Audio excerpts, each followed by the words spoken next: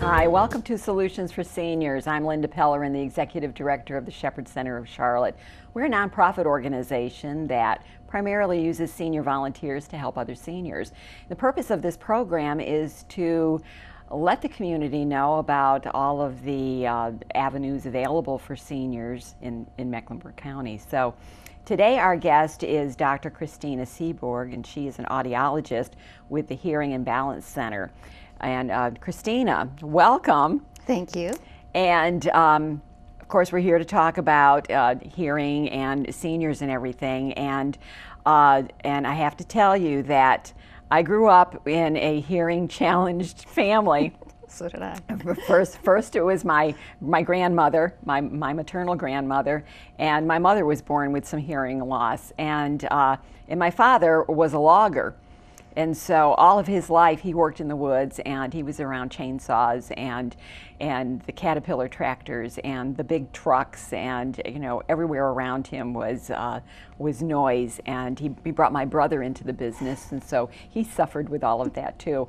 I like to think that I might not have any hearing loss, but I'm sure with all the rock music I listened to growing up and in the past years, I probably have some anyway. But so it's very prevalent in a lot of seniors, mainly because I think, and you can tell me because you're the expert on this, but I think for the most part, people just don't realize that they're exposing themselves to things that are going to damage their hearing.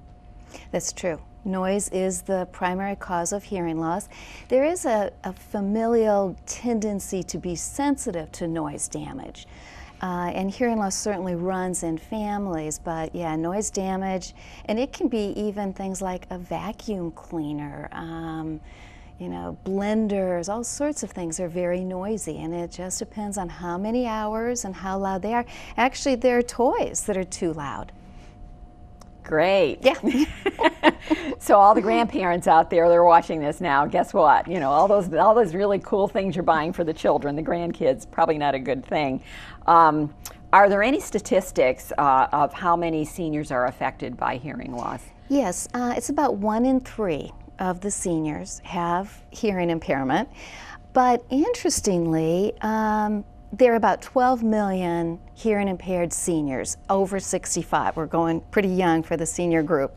There are more like 13 or 14 million Americans between 45 and 65 years of age with hearing impairment. And there's an equal number of Americans under 45 with hearing loss as there is over 65. So it's really divided in about thirds, under 45, 45 to 65, and 65 and over. So it's not just an age-related issue. It's prevalent. Now, for the younger ones, do you think it's like maybe the music? Yeah. Music and going to clubs and where the sounds are. I mean, it's even too loud for me, which really dates me because it didn't used to be too loud for me.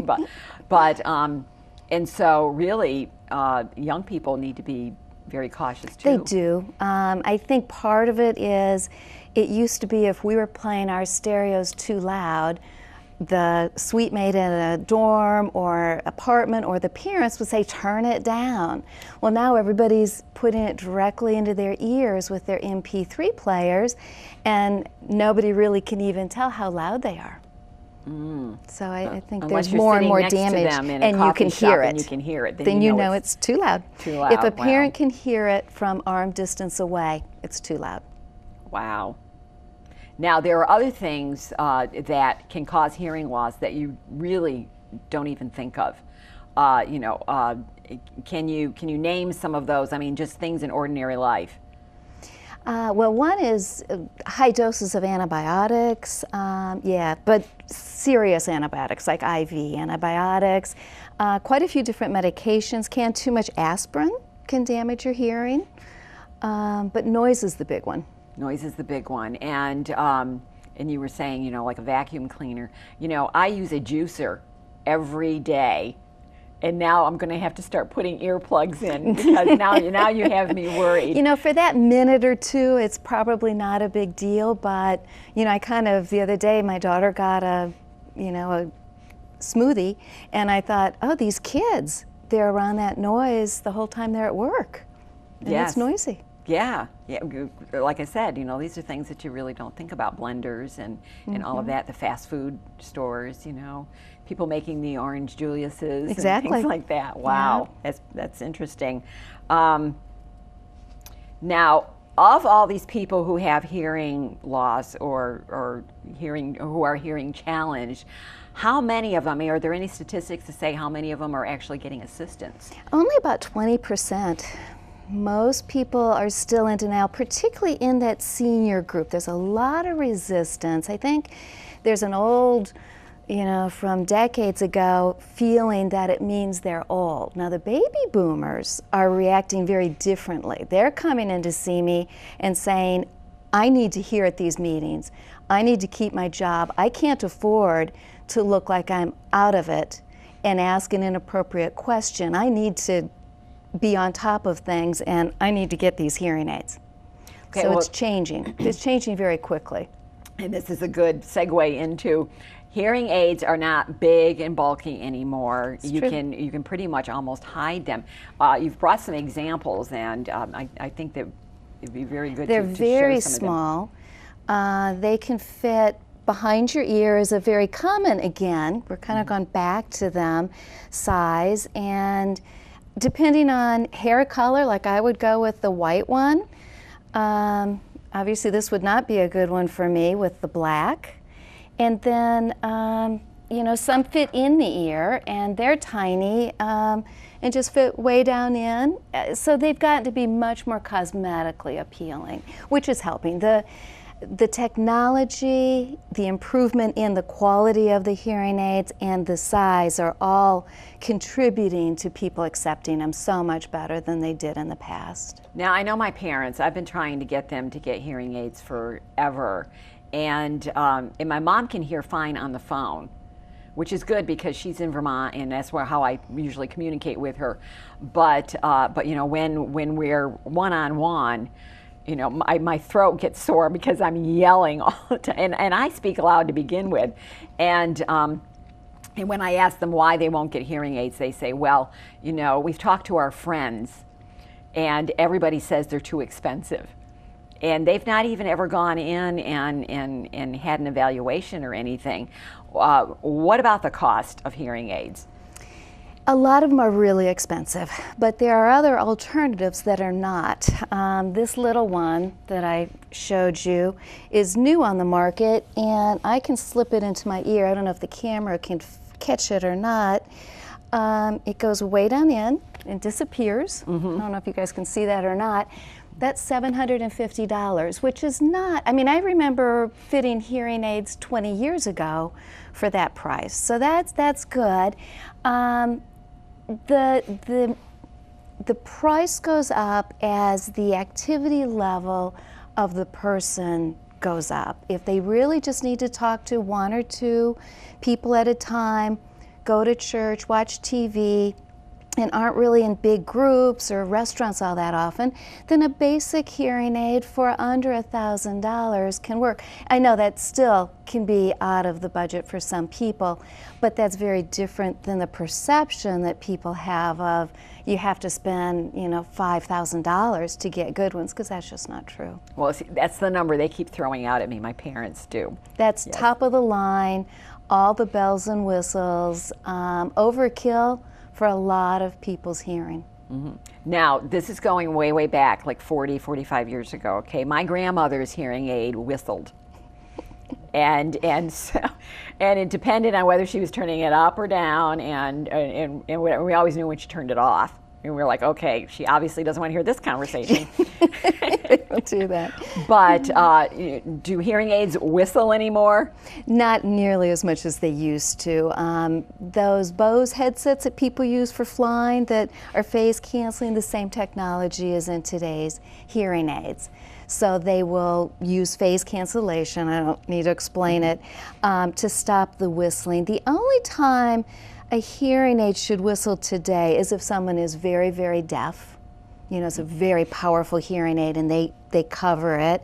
Or some of the people with just a high frequency hearing loss from noise damage where we're trying to do a very airy fit. We're trying to let their natural hearing be there, and then we put a device behind their ear that adds the high frequencies on top. If they cover their ear, they might get a moment of whistling, but not like it used to be.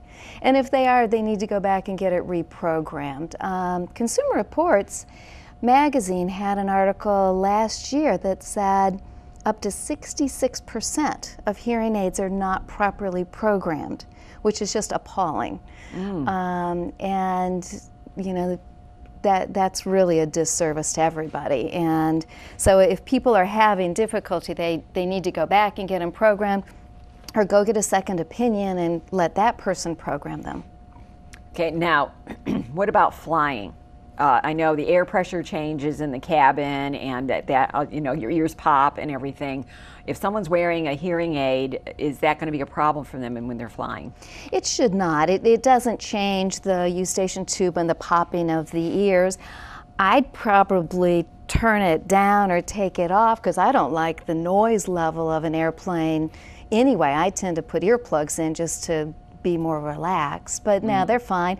The only thing they can't do, this is a Bluetooth device that you can wear, and it will stream your cell phone call from here to both of your hearing aids, totally hands-free.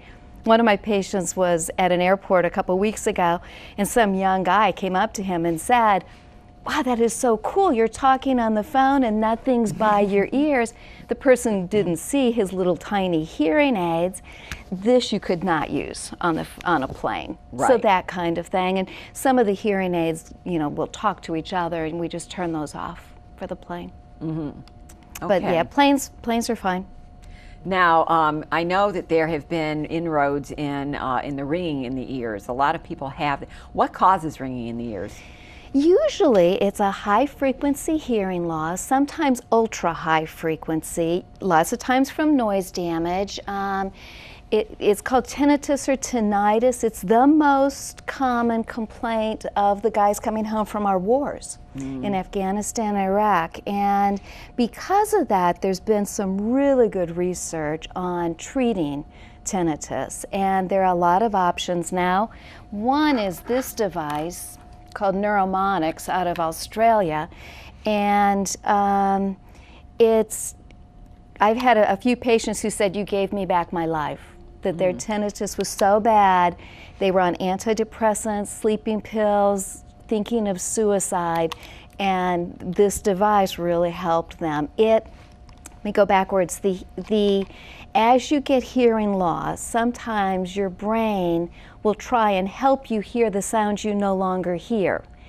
And it will start making you hear that ringing because you don't hear it on your own. It's a little like phantom pain after an amputation. You know, the brain's trying to help them feel their hand. It's not there anymore, so they get phantom pain. Well, this is kind of phantom sounds. And this device will feed that sound back to the brain, and the brain will kind of go, "Oh, I don't have to keep looking for it," and stop that noise. Or it doesn't make it go away, but make it much more tolerable. More like it is for most people, whose ears ring occasionally. So this is great for people whose ears ring loudly and persistently. Now, let's talk about balance a little bit. My mom has some balance issues now. She's 86, you know, and she's been weakened from a stroke and everything, and she has, you know, a walker and all of that. But I think a lot of it might be from her hearing and you know, her hearing issues and everything. How much, and I guess hearing or balance can be a problem of the inner ear, is that right? There's two parts of the inner ear. One part does the hearing, the cochlea. The other part, the vestibular system, controls your balance. And yeah, they do go hand in hand. But most of the imbalance that seniors get is lack of use. It's that they quit moving their heads. We don't do somersaults anymore and cartwheels, and we don't bend over all the way to pick something up off the floor, and we don't move our head as much, so we don't stimulate the inner ear as much, and it gets, you know, less capable of helping you maintain your balance. So it's a combination of that and then gradually losing the muscle control to help you, like, if you step on a crack in the sidewalk, feel that and react to it, and that's muscle. Now, what about vertigo? Is that part of the inner ear also? If the inner ear is malfunctioning, you will get the spinning sensation of vertigo. And vertigo is almost always inner ear. You can also get it if you spin around too many times over at Carowinds. And yeah, there are tests that we can do. It's that's the balance part of my hearing and balance business. And there's testing we can do to identify what is the cause. And actually then I have a physical therapist who comes in and helps work with patients with vertigo or balance problems. Interesting, interesting. Now, so there is a way to combat that without like medication or anything. Yeah, vertigo in particular, the medication generally is not a good idea.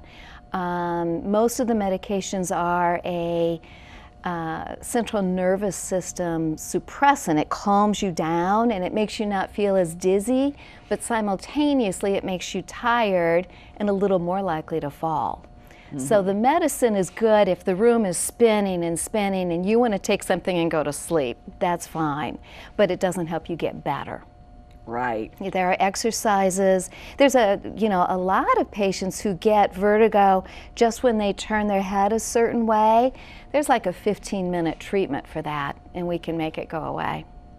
Oh, wow. So everybody needs to, if they pay attention to that one. Yeah, boy. If they just get a momentary, like less than 1 minute spinning sensation, or just dizzy. Sometimes people don't even perceive it as spinning. Mm-hmm. Every time they reach up for something on a high, shelf, we can treat that very well. Well, that's interesting. I didn't know that. Yeah. One time, it's several years ago, more than several years ago, we were visiting in the Northeast, and we were getting ready. This particular morning, we were going to be leaving, and I got out of bed, and I'm like, whoa. And I had vertigo, and it lasted probably 3 to 4 weeks on and off. And I remember going to the doctor for it, and they gave me a medication. I can't remember even the name of it, which really didn't help. And so what I did is I ended up just elevating my pillows when I slept at night, and that seemed to alleviate the problem. But I don't dare sleep flat anymore because I just don't want to wake up and have that issue. That vertigo. Yeah. So that's one way that you can do it, is to maybe elevate your head. Well, better though is this treatment where, again, it usually does go away within 6 months on its own. Mm-hmm. And you can just tough it out for 6 months. But as I said, in about a 20-minute appointment, I can usually make it go away right then and there. Wow. Okay, Vast I'm gonna have majority to keep your of the phone time. number on my little thing there. So something like yoga would help. Yoga's very good. Tai Chi, anything that gets people up moving more is really good. Yeah. Okay. The impact of hearing loss is frequently underestimated, and can you comment on this quote from Helen Keller? Blindness separates us from things, but deafness separates us from people. Yes, it's a very, among audiologists, it's a very well-known quote, and I think everybody just inherently understands blindness would be awful, just awful, and even, partial blindness, severe vision loss is very sad. But people who don't live with someone with hearing loss or haven't really dealt with it don't appreciate the impact that hearing loss has on our lives. And communicating is kind of what makes humans special.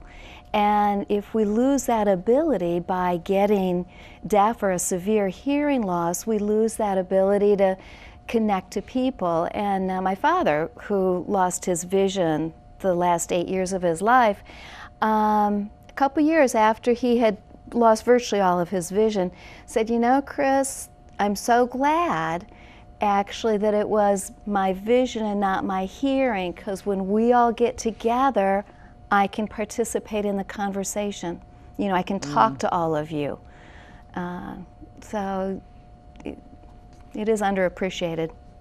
So hearing loss can be quite gradual, to the point where maybe people don't realize they have it. Yeah. I think that's where you get the problem of, somebody doesn't recognize it themselves, but the family members all do. A few things happen.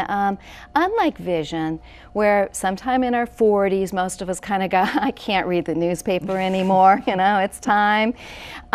Hearing loss is very, very gradual. Lots of people, it's just the high frequencies. So they still hear the vowel sounds, the E, O, just fine, just like they did as a youngster, but they start missing the S or the F sound or the TH, and they start having that difficulty of they hear, but they misunderstand. And they go, what? And the family member has to repeat the whole sentence. So the family member notices more than the person with the hearing loss. I think a lot of times hearing loss, it's not denial, it's really lack of awareness. It sneaks up on them. Mm-hmm. It really does. Yeah, yeah.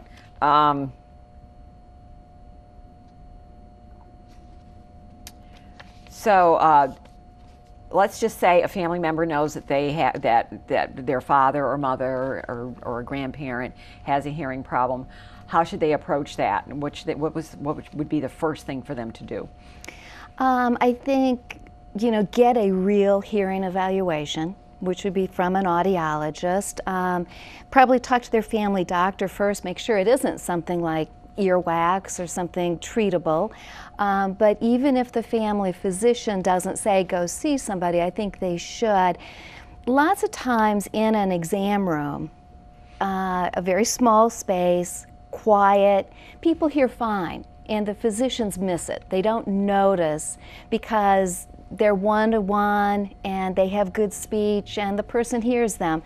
That doesn't mean it's not causing a lot of trouble at other parts of their lives. And a real hearing evaluation should include how well do you hear the different tones, how well do you understand speech, how well do you understand speech and background noise, how well are your eardrums vibrating? There's a lot to it to do a quality one. There's an awful lot of people who feel like we just kind of hang this hearing aid on the ear. It sends those sounds to the ear and that's it, we're done. And that's not true. Communicating and understanding speech is much more complex than that. If it was just a matter of hearing the sounds, our dogs would know more speech than we do because they have better hearing than we do. They don't have the brain to learn the speech. So there's a saying that we hear with our ears, but we listen with our brains. And we've got to get the listening part into this whole, issue. It's not just tack this hearing aid on. One thing we offer is before or after appointments with me, we have a auditory training program set up in the office where people can sit and practice. It's kind of like physical therapy for the ear. And they can practice listening to people who talk too fast. They can practice listening to people when there's background noise. And, we're trying to train them to listen better. I think a lot of people, as they get here, and let's kind of quit listening.